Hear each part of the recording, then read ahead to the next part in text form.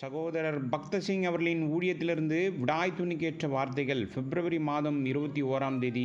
நான் கர்த்தரை தேடினேன், அவர் எனக்கு செவி கொடுத்து என்னுடைய எல்லா பயத்துக்கும் என்னை நீங்களாக்கி விட்டார். சங்கீதத்தின் புஸ்தகம் 34வது அதிகாரம் 4வது வசனம். சங்கீதத்தின் புஸ்தகம் 34வது அதிகாரம் 5வது வசனத்தில் அவர்கள் அவரை நோக்கி பார்த்து பிரகாசம் அடைந்தார்கள் என்று வாசிக்கின்றோம். இவைகள் பிரகாசமாகவும் வெளிச்சமாகவும் இருந்தது என்பது இதன் பொருள். அவர்கள் அவரிடம் வருவதற்கு முன்பு அவர்களின் முகங்கள் பயத்தாலும் பாவத்தாலும் அவமானத்தாலும் நிரம்பியிருந்தது. ஒவ்வொரு பாவமான எண்ணமும் சொல்லும் ஒவ்வொருவரின் பாவமும் நம்முடைய முகத்தில் ஒரு அசிங்கமான மற்றும் அவமானகரமான அடையாளத்தை கொண்டு வருகிறது. நீங்கள் அதை ஆரம்பத்தில் பார்க்க முடியாது, ஆனால் பின்னர் அதுதான் வெளிப்படும். இங்கே தேவன் சொல்கிறார், அவர்கள் அவரை நோக்கி பார்த்தார்கள், அவர்கள் முகங்கள் பிரகாசமடைந்தது. அவர்கள் யார்? அவர்கள் ஒரு காலத்தில் வெட்கக்கேடான மற்றும் அசிங்கமான முகங்களை கொண்டிருந்தவர்கள். அங்கு நீங்கள் பாவத்தின் இருளை தவிர வேறு எதையும் பார்க்க முடியாது. ஆனால் இப்போது அவரை பார்த்ததும் அவர்களின் முகம் பிரகாசிக்கிறது. அவை பிரகாசமாக மாறியது. அவர்கள் முகத்தில் ஒரு புதிய பரலோக அழகு வந்தது. தேவன் தரும் இந்த அழகு சோப்பு, பவுடர், கிரீம் அல்லது பொன் மற்றும் வெள்ளி நகைகளை அணிவதால் வராது. சிலர் எவ்வளவு மதியினர்களாய் இருக்கிறார்கள்! இப்படிப்பட்ட பொருட்களை பயன்படுத்துவதன் மூலம் அழகாக மாறலாம் என்று நினைக்கிறார்கள். உண்மையில் இந்த வழியில் அவர்கள் அசிங்கமாகவே மாறுகிறார்கள். நம் பயங்கள் நீங்கி விசுவாசத்தால் சோதனைகளை நாம் கடந்து வரும்போதுதான் தேவ மகிமையால் பிரகாசிக்கும் முகங்களை பெற முடியும்.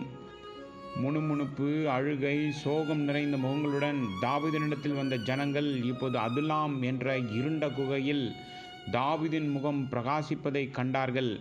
இதனால் அவர்களும் கர்த்தரை பார்க்க கற்றுக்கொண்டார்கள். அவர்களுடைய முகங்களும் பிரகாசிக்க ஆரம்பித்தது.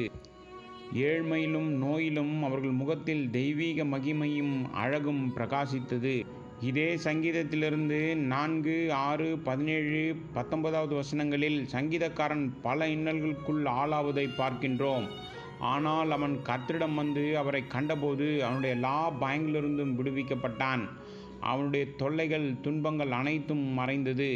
அநேகர் சொல்லுவார்கள், உங்கள் பேச்சை கேட்க எனக்கு நேரம் கிடைத்தால், என்னிடம் பேச உங்களுக்கு நேரம் கிடைத்தால் உங்கள் கஷ்டங்களை எல்லாம் என்னிடம் சொல்வீர்கள் என்று.